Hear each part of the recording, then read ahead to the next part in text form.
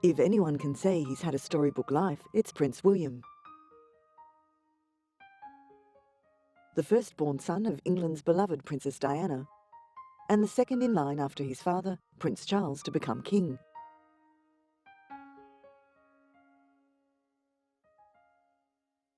In 1981, the world watched on as Prince Charles married Lady Diana Spencer in a lavish wedding ceremony at St. Paul's Cathedral.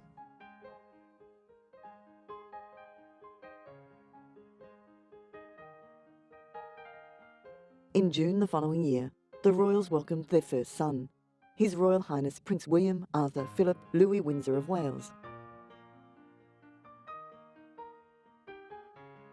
The fairy tale took a tragic turn when William and his younger brother Harry lost their mother when they were just 15 and 12. William matured into an accomplished Prince Charming, who in 2002 was taken off the market by fellow St Andrews College student Kate Middleton.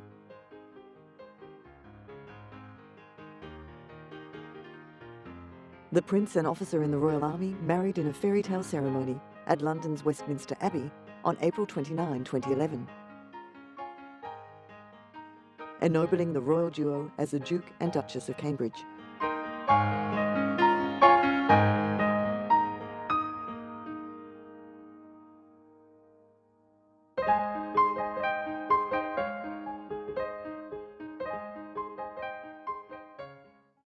George VI broke with tradition by marrying commoner Lady Elizabeth Bowes-Lyon, who had previously rejected two of his proposals, as she was reluctant to make the sacrifices necessary to become a member of the royal family. The couple enjoyed 16 years of marriage, until George passed away aged 56. The Queen Mother was left to live life as a widow for the next 50 years, until her death. Queen Elizabeth's marriage to Prince Philip was a rare bright spot in the history of royal weddings, although it is believed that the Queen Mother initially opposed the union because Philip had no financial standing and was foreign-born. In 1947, the wedding provided Britain with a morale boost in the tough post-war period. The wedding of the century was between Prince Charles and Lady Diana Spencer in 1981. The couple were married at St. Paul's Cathedral before an estimated television audience of 750 million. In less than a year, the couple produced their first child, William. But by then, Prince Charles' long-running relationship with Camilla Parker Bowles was putting strain on the marriage. It was said that Diana felt like she was living in a marriage of three people. The union was formally ended with a decree absolute in 1996, and Diana died in a car crash the following year. Princess Elizabeth Alexandra Mary was born on April 21, 1926. She was the first child of the Duke and Duchess of York, subsequently King George VI and Queen Elizabeth. 4 years later, she gained a sister, Princess Margaret. It was decided that the princess's life was to be as normal as possible. No longer was the future monarch to be sheltered from her people's concerns by royal excess and opulence. Instead, she was to understand the inescapable reality of a nation still coming to terms with the effects of the First World War. When aged just 11, her grandfather, the king, died. Her uncle Edward abdicated the throne a few months later, making Elizabeth's father king, and she became second in line to the throne. After World War II, the princess accompanied her parents on a tour of South Africa. And on her 21st birthday, she pledged her devotion to the monarchy. I declare before you all that my whole life, whether it be long or short, shall be devoted to your service and to the service of our great imperial family to which we all belong. But I shall not have strength to carry out this resolution alone, unless you join in it with me, as I now invite you to do. I know that your support will be unfailingly given. God help me to make good my vow, and God bless all of you who are willing to share in it. Elizabeth married Prince Philip of Greece in 1947, and a year later, Elizabeth gave birth to their first son, Prince Charles. The nation rejoiced at the news of the birth of the prince. 2 years later, Princess Anne was born, a sister for the prince.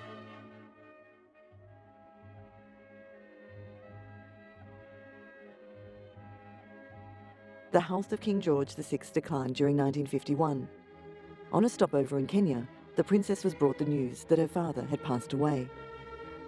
Elizabeth immediately returned home, for now she had ascended to the throne. The coronation finally took place in Westminster Abbey on June 2, 1953. despite the death of Elizabeth's grandmother, Queen Mary, several months earlier. At Elizabeth's request, the ceremony was broadcast on television and radio around the world. Television was in its relative infancy and brought home the splendour and the deep significance of the event to hundreds of thousands of people in a way never before possible. The kingdom that Queen Elizabeth II inherited from her father was a confident one. The war had ended, and 1953 proved to be a golden year that imbued Britain with a sense of optimism. Most importantly, the nation was brimming with affection and hope for its new young queen. She proved herself to be the perfect model of a modern monarch and bore the immense burden of public expectation both gracefully and willingly. Despite the jubilation for the new queen, the British government believed some countries might drop out of the empire. It was Prime Minister Winston Churchill who stated, "We've got this film star of a queen, let's send her out on a global charm offensive." In 1980, at 18 years of age, Diana joined the royal family for a weekend hunt at Sandringham. A string of requests from Charles followed over the next 6 months.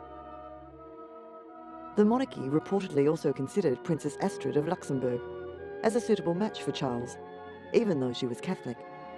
But the tabloids pursued Diana as the main romantic interest of Charles.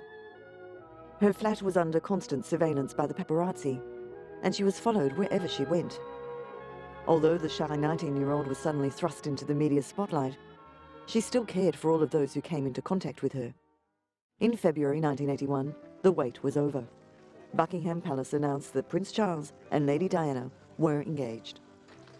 Diana, who was not yet 20 years old, was infatuated with her new fiancé. She stated that as long as he was by her side, she could do anything. Yesterday you were a nanny looking after children. Now you're about to marry the Prince of Wales, and one day you would, all in all likelihood, be Queen. It's a tremendous change for someone, if I may say, of 19 to make all of a sudden, the transition. It is, but I've had a small run out to it all in the last 6 months. And next to Prince Charles, I can't go wrong. He's there with me. On July 29, 1981, the wedding of the century had finally arrived. At Buckingham Palace, the Queen and Prince Philip set off in the procession bound for St. Paul's Cathedral, while Prince Charles was accompanied by his brother Andrew. Lady Diana, at just 20 years of age, emerged from Clarence House, ready to become the future Queen of England. Diana's silk wedding dress has since become an iconic moment in fashion history. Set against the drama of St. Paul's Cathedral and the British monarchy, Diana's ivory silk dress was suitably breathtaking, perfectly befitting a princess. Designed by David and Elizabeth Emmanuel, it featured a 25-foot train, 10,000 small pearls, elegant lace and sequin detailing, and those iconic puff sleeves. However, the designers hadn't considered the glass carriage Diana would travel in, and when she arrived at St. Paul's Cathedral, her 9,000-pound dress was crumpled. Engaged on official duties and bound to a husband who had brought his fishing gear and books along to his honeymoon, the princess's fairy-tale wedding did not necessarily translate into a fairy-tale honeymoon. Princess Diana endured 17 hours of labour when her firstborn William was finally born on June 21, 1982 at St. Mary's Hospital. At the christening, he wore a lace gown that was made for Queen Victoria's eldest daughter. He was named His Royal Highness, Prince William of Wales, although it's said that he was affectionately called Wombat and Wills by his parents. Prince Charles was overjoyed with William's arrival into the family, as now the royal succession was absolute. Diana was a proactive parent. She insisted on taking 9-month-old William on an official visit to Australia. Her decision to travel together as a family was considered to be unconventional. Not only was William so young, but both the first and second in line for the throne would be travelling together. During his first photo shoot in New Zealand, the fair-haired little boy with blue eyes demonstrated he was far from camera shy. At the age of 3, on his first day of nursery school, it was evident that giving the press a photo opportunity was already second nature. Diana was a fun-loving mother to Wills. She even took part in a parents' race at the Wetherby School Sports Day. His first official public engagement took place when he was 8 years old, on St. David's Day in Wales. Here it was revealed that he was left-handed, like his great-grandfather, King George VI. Whilst attending Eton College, his parents' deeply troubled marriage weighed heavily on William. Despite the pressures and expectations of the monarchy, Diana was determined to raise William and Harry as normally as possible. She took her boys to Canada for a fun family vacation. She also exposed her children to the suffering of the world by taking them to homeless shelters and hospital wards. It was important to her that William, as a future king, realised he was part of a multiracial society where poverty, war and disease were present. Their relationship was close. Diana was quoted describing him as the man in my life.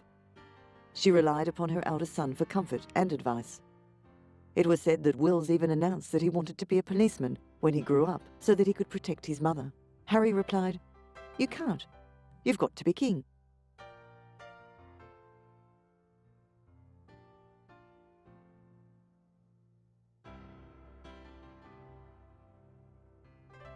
By the age of 9, he had already learned how to book a table at San Lorenzo, Diana's favourite restaurant, to cheer her up. It's believed that William later advised her to accelerate her divorce proceedings by agreeing to be stripped of her royal title, reassuring her, "You'll still be mummy." Throughout Diana's life, she used her high profile to help over 100 charities all around the world. In 1995, Diana received the International Humanitarian of the Year Award from the United Cerebral Palsy Fund. This award recognised her work with children.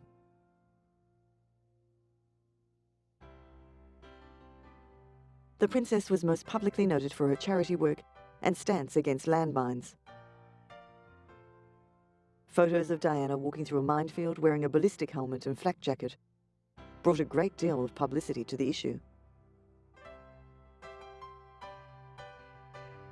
Perhaps her most inspiring work was when she became the first high-profile person to knowingly touch people with HIV virus. In the last year of her life, she focused her attention onto 6 charities. Centrepoint Soho, the Leprosy Mission. Here, she again made the point of touching the children with the condition. The International Red Cross, the National AIDS Trust, the Great Ormond Street Hospital, Royal Marsden NHS Trust, dedicated to cancer treatment and research. The Diana Princess of Wales Memorial Fund was established after her death. Its mission is to continue her humanitarian work in the United Kingdom and overseas. In the early hours on August 31, 1997, whilst holidaying in Balmoral, William awoke to the news that his mother had been fatally wounded in a car accident in Paris.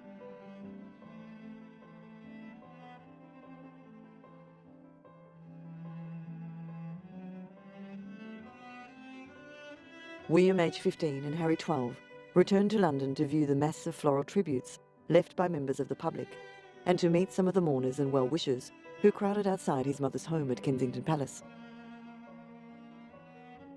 At the funeral, William and Harry insisted on performing the gruelling task of walking behind the gun carriage that carried their mother's coffin to Westminster Abbey. Their father, grandfather and maternal uncle accompanied the boys on this harrowing walk. Despite being deeply affected by the loss of their mother, the boys displayed great composure and dignity throughout the funeral service that stopped a nation.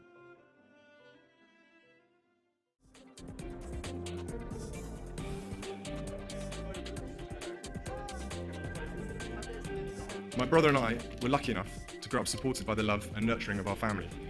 They saw to our education, our health, our well-being and every other need. Throughout the prince's childhood, his mother Diana exposed William to numerous charities. Following her death, he was destined to continue her good work and legacy. William and Harry formed their own charitable foundation and became patrons of many of the charities that their mother supported. William is dedicated to making a difference by becoming involved with charities, rather than just being a royal ornament by simply attending opening ceremonies. The Prince is the patron of Centrepoint. This charity assists the homeless. In a bid to raise awareness and to genuinely understand the problem, he slept out overnight in the streets of London. Again, following his mother's footsteps, he became patron of the Royal Marsden Hospital. He gained first-hand experience by working in the children's unit and helped out in the medical research, catering and fundraising departments. The Prince spent 2 weeks with the Mountain Rescue England and Wales team. He became involved with this charity to highlight the selfless and courageous work of the volunteers. William was delighted when asked to become the royal patron of Tusk Trust. He and Harry witnessed the charity's work when visiting Africa. The charity's projects include conserving wildlife, community development projects, and providing educational facilities across the continent. William and Harry teamed up again to take part in the Enduro Africa Motorcycle Challenge. The 8-day race raised money for UNICEF, Nelson Mandela Children's Fund, and Prince Harry's Centrebale charity. They also became joint patrons of the Henry Van Straubenzee Memorial Fund. This charity supports schools in Uganda. Henry was one of Prince William's closest childhood friends. When aged as 18, he tragically died in a car crash. During his teenage years, Prince William enrolled at Eton College, one of England's most prestigious secondary schools. He was a serious student with excellent grades and also excelled in sports. His mother Diana encouraged William to live as normal life as possible. Emotionally affected by the media's influence on his parents' divorce and his mother's tragic death, William has publicly stated his dislike for the press and seems uncomfortable with the growing attention he receives from love-struck adolescent girls. William gives the impression of being a well-mannered, responsible and mature young man who shows a strong sense of duty and loyalty to the royal family, fully aware of the role he is to play in the future as the King of England. In his final year at Eton, Prince William excels at his studies. He shows remarkable leadership qualities and is well liked by his classmates. He enjoys playing soccer and polo. He also captains the Eton swim team. After graduation, William took a year off to tour Africa and Chile. Upon his return, William and Charles visited Glasgow in Scotland. Whilst there, they visited some of the most impoverished areas in the city and met with drug addicts and asylum seekers. The day ended on a solemn note, with Charles and William signing the 9/11 condolence book at the American Embassy. William then entered the University of St Andrews. In an interview marking the start of his university career, he insisted, "I just want to go to university and have fun. I want to be an ordinary student." Particularly good of him to alter his sleeping habits in order to be here this morning. He was very worried that I was going to embarrass him, and I succeeded in doing it. William participated in a typical college life, going to bars and socialising with his friends and girlfriend Kate Middleton. But it's impossible to be ordinary when you're second in line to the throne. He was the first member of the British royal family to have a set of stamps issued to mark his 21st birthday. At this time, he stated, "I want people to call me William for now.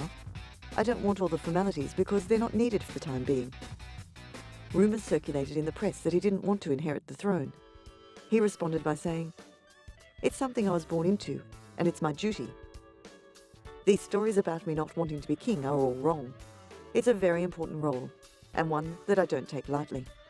In a bid to allow William's studies to be paparazzi-free, the royal family gave the press stage-managed photo opportunities and regular updates on the prince's life. What have we done wrong? I'm coming up.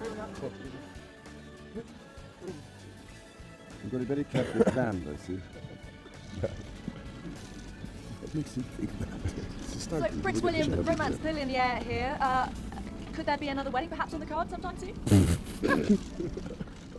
No, I don't think so. Had to ask. A lot of coverage this morning, William, of Kate. I wonder how you feel about that and how she's bearing up under the scrutiny. I haven't seen any of it. I'm just gagging it on the slopes, basically. Simple as that. Right. Sadly, their skiing holiday in Switzerland was cut short by the news that at the age of 101, the Queen Mother had passed away in her sleep. Following in the footsteps of his younger brother, Prince Harry, William joined the Royal Military Academy at Sandhurst as a military cadet and received his commission as a second lieutenant. In 2008, he was appointed to be a Royal Knight Companion of the Most Noble Order of the Garter. William had plenty of moral support at the graduation ceremony and did well to contain his laughter when the Queen spoke to him while inspecting the troops. William then officially received his commission as second lieutenant. He expressed a desire to participate in active service, but being second in line to the throne, There were grave concerns for his safety. William continued his military training in the Royal Navy and Royal Air Force. He enrolled in an intensive 4-month training course at RAF Cranwell Training Unit and enjoyed his first flight as a pilot. Well, I'm still there to tell the tale, and I haven't been built for a plane, so far it looks all right. But it was one of those experiences where I thought, it'll never come around.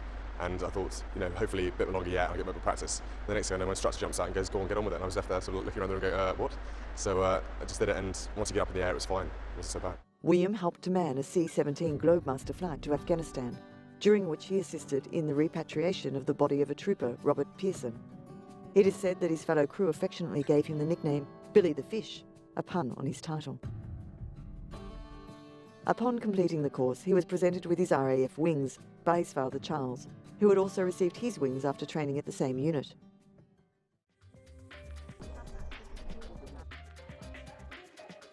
This was a proud and happy day for all at the ceremony.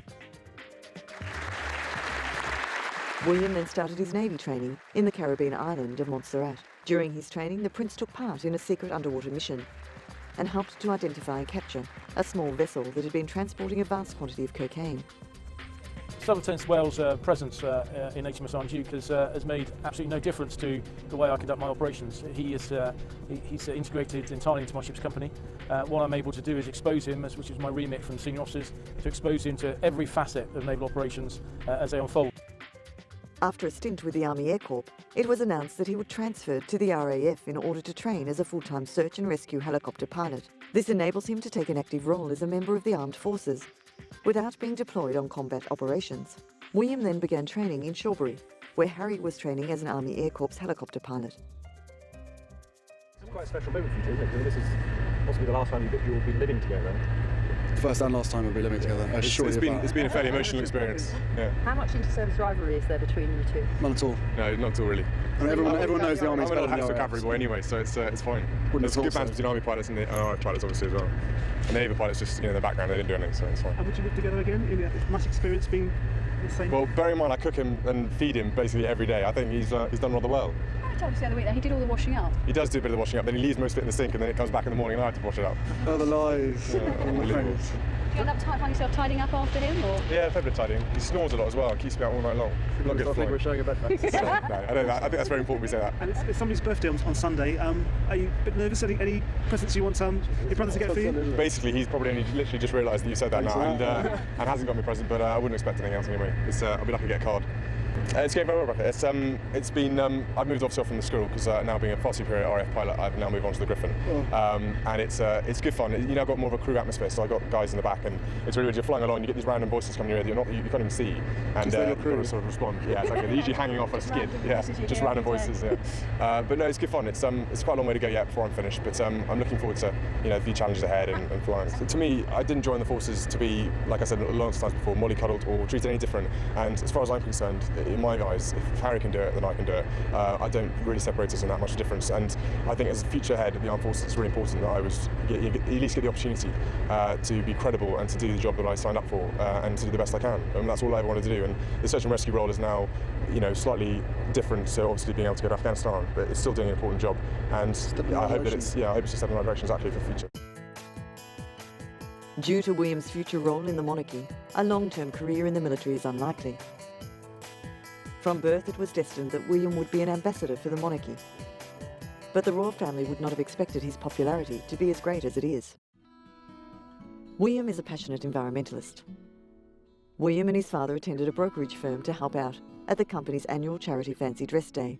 As William attended the phones petitioning for donations, it was reported that Charles asked, "Is he offering you a wedding present?" With Will's replying, "He's asked me if I will marry his daughter." The day raised £64 million. Skillforce, another charity that William supports, received a share of the proceeds. Skillforce aims to unlock the potential of disadvantaged young people and to help them to be prepared for life after school and find employment. William and Harry attended the City Salute, London's tribute to the British Armed Forces. The young royals called upon Britain to show its gratitude for the selfless courage of the armed services. The event raised almost £1 million for wounded servicemen. Later that day, the princes visited Headley Court Rehabilitation Centre to offer moral support to wounded veterans. Having lost someone so close in similar circumstances, Harry and I understand how important it is to keep their memory alive. There is no finer way than that which Alex and Claire have chosen. This is the first charity of which we are both patrons, and it couldn't be a better one. As Henry was such a very close friend of ours, and because we believe so strongly in the need to alleviate poverty and assist development in African countries, such as Uganda. William and Harry's greatest fundraising charity event was a concert for Diana. The event was staged to celebrate their mother's life on the 10th anniversary of her death.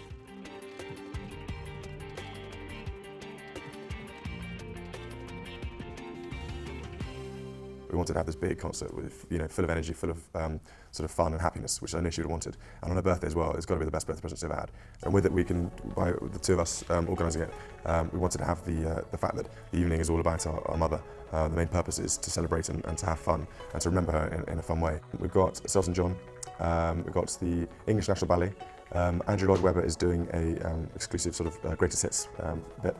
And then we've got Pharrell Williams. Pharrell Williams and Joss Stone. There's plenty more, don't worry. That's a little flavour. What does your bit consist of, and which one of you would you say is the most natural performer? Natural performer. In front of me, that's wicked. Thank you, darling. Exactly, yeah. It's the idea is we wanted to get artists that our mother really loved, and then artists that both Harry and I enjoyed. The who's who of the entertainment industry donated their services in support of the boys and the much-loved People's Princess. I met her a long time ago.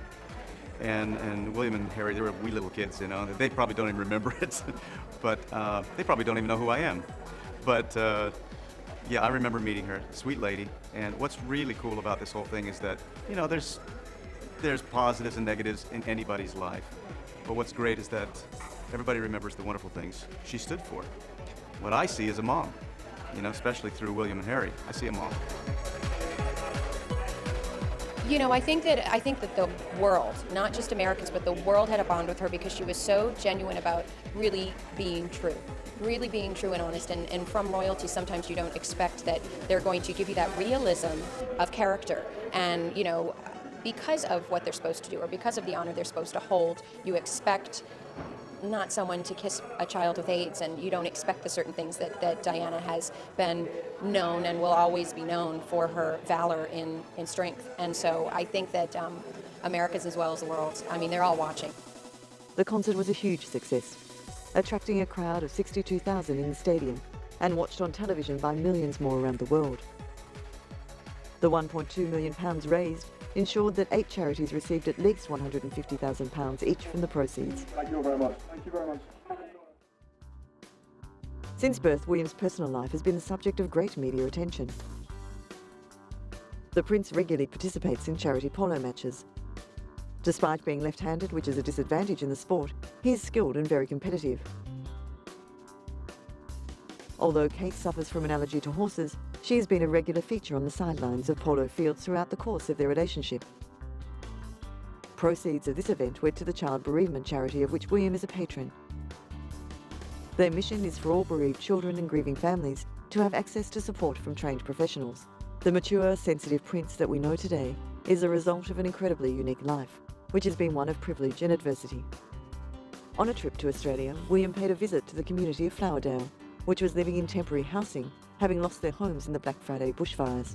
The Prince then enjoyed a game of cricket with some of the local children. There's that other guy with the ginger hair, who just never ever stops banging on about you, and I haven't lived because I haven't been to Australia, blah, blah, blah. While attending Ludgrove School in Berkshire, William was admitted to hospital after having been hit on the side of the forehead with a golf club by a fellow student. The Prince suffered a depressed fracture of the skull that required surgery. This left him with a permanent scar. His mother remained at his bedside, whilst Charles became the subject of widespread negative criticism in the press when he continued with his scheduled engagements that evening.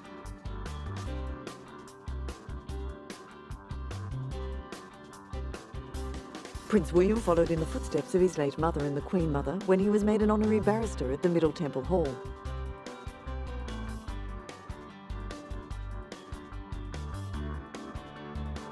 The honorary degree gives William the opportunity to meet with barristers and members of the judiciary to develop an understanding of how the law operates.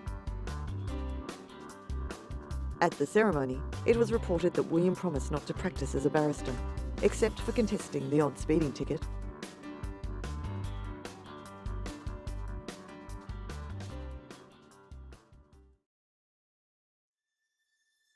It's apparent that William possesses great confidence, maturity and sensitivity. At a similar age, his father, Prince Charles, seemed awkward and uncertain. Royal insiders have suggested that the Queen may choose to overlook Charles and grant William the next succession to the throne. But apart from William's rising popularity, the British royal family is not faring too well. In 1990, 75% of Britons thought that the country would be worse off without a monarch. A decade later, the figure was down to 44%, and calls to modernise the country, including the abolition of the monarchy, have become louder since, as more and more Brits are concerned that the royal family is not quite what it used to be. While pro-royals argue that the crown promotes integration, is a symbol of the kingdom's unity, is totally harmless and a boost to tourism, critics accuse the monarchy of trapping its subjects in an infantile fairyland, and national delusion giving the crown fault for breeding small-mindedness, Euroscepticism and conservatism. Dissatisfaction reached an all-time high in the 90s, a development which was closely tied to the antics of the family members, including 3 busted marriages and a prince sent to a South London rehabilitation centre for young hard drug addicts. More recently, royal commentators have been following his relationship with Kate Middleton, which began in 2003 while attending St Andrews University. The prince had developed a great disdain for the paparazzi and believes they contributed to his mother's death. The royal family moved to shield William from the press by providing tabloids with regular updates of his life. He switched his main subject from art history to geography and excelled.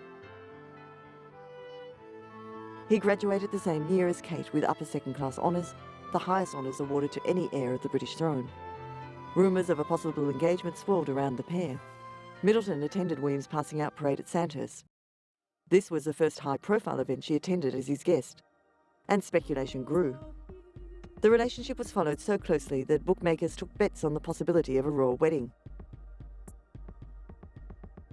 Media attention became so intense that William made a specific request to the press to keep their distance from Kate. It was an all-too-familiar sight for the monarchy. In the lead-up to Diana's engagement, she too was besieged by the media. In March 2007, Middleton complained of media harassment by the Daily Mirror. The possibility of legal action against the media was raised. News International responded by banning all its newspapers from using paparazzi pictures of Middleton. The media's focus on Kate was so sharp that when she received a parking ticket near her Chelsea home, it made headlines and the evening news. We understand that nobody likes getting a parking ticket, but we have to make sure that we fairly and consistently enforce the rules and regulations, which is what happened here. And I'm very pleased that Kate was very gracious about the way in which receiving the ticket, as you would expect from someone who may well be the future Queen of England. By April 2007, the tabloids' need to know became too much for Kate. The Sun newspaper reported that the couple had split during a holiday in the Swiss resort of Zermatt. There was a great deal of speculation about the possible reasons for the split. Some said that Kate felt William had not been paying her enough attention, and photos emerged of William in a nightclub partying with young women.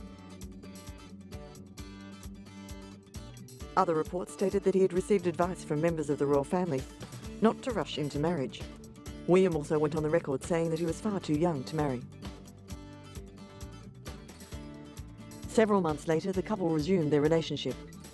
Kate attended a party at Lulworth Army Barracks as Prince William's guest. It was said that the Queen expressed a private desire that the couple should date for at least 5 years, and that Middleton should first secure a proper full-time job before the couple announced their engagement. Finally, on November 16, 2010, it was announced that Prince William and Kate Middleton were engaged. The Prince popped the question during a holiday in Kenya. William gave Kate his mother's famous diamond and sapphire engagement ring. The wedding date was set for April 29, 2011. The funds raised from the broadcast rights of Kate and William's first interview, after announcing their engagement, were donated to charity. In 2011, William and Kate were married. William and Kate exchanged vows at Westminster Abbey and became the Duke and Duchess of Cambridge. The groom broke with tradition and sported the scarlet uniform of the Colonel of the Irish Guard for the royal wedding. where his brother served as best man. Settling into their lives as newlyweds, William and Kate embarked on an 11-day North American tour from Canada to Los Angeles, where the duo mingled with A-listers such as Jennifer Lopez and Nicole Kidman. In contrast, the controversial royal wedding between the divorcees Prince Charles of Wales and Mrs. Camilla Parker Bowles in 2005 was a much lower-key event. Queen Elizabeth and Prince Philip did not attend their son's civil wedding ceremony, but they were present at the blessing service and held a reception for the couple at Windsor Castle. William served as a witness at his father's second marriage. Only time will tell if Charles and Camilla will become the next king and queen. In February 2008, he became the second oldest person in British history to be heir to the throne. If he succeeds his mother as king and uses his first name as his ruling name, he will become Charles III. However, it is possible that he may take the title George VII, in honour of his grandfather, George VI. The heir apparent is Prince William. His Royal Highness William Arthur Philip Louis Windsor, also nicknamed Wills, Dreamboat Willie, Billy and Wombat, will one day be King William V. With his dashing good looks and self-effacing charm, he has already emerged as the royal family's major sex symbol. Hundreds of websites by infatuated young ladies are dedicated to the second in line to the throne. The unexpected result is said to be attributed to the Prince William photo effect. The strapping young lad has so managed to charm the younger section of the public that Britain's next generation may well forget all current royal blues. Despite the royal family's ups and downs, the Queen still remains a dignified figure in the United Kingdom. She is grudgingly respected even by her Republican subjects and regarded as a leading figure, despite her rather cool and collected airs. Today, the role of the reigning crown has fundamentally changed to a mere representative role. These days, kings and queens need to show up at all kinds of events and hold speeches on all kinds of topics. Prince Charles talks on subjects ranging from globalization and rural decline to alternative medicine. Bringing deeply rooted traditions in harmony with modern-day expectations of the royal family is no easy task. According to Prince Charles, the art of living lies in striking a balance, and composing harmony out of opposites is a sacred thing. As Queen Elizabeth nears the last legs of her reign, it will soon be up to her young heirs to master the opposites of both traditional and progressive ideas, history and future.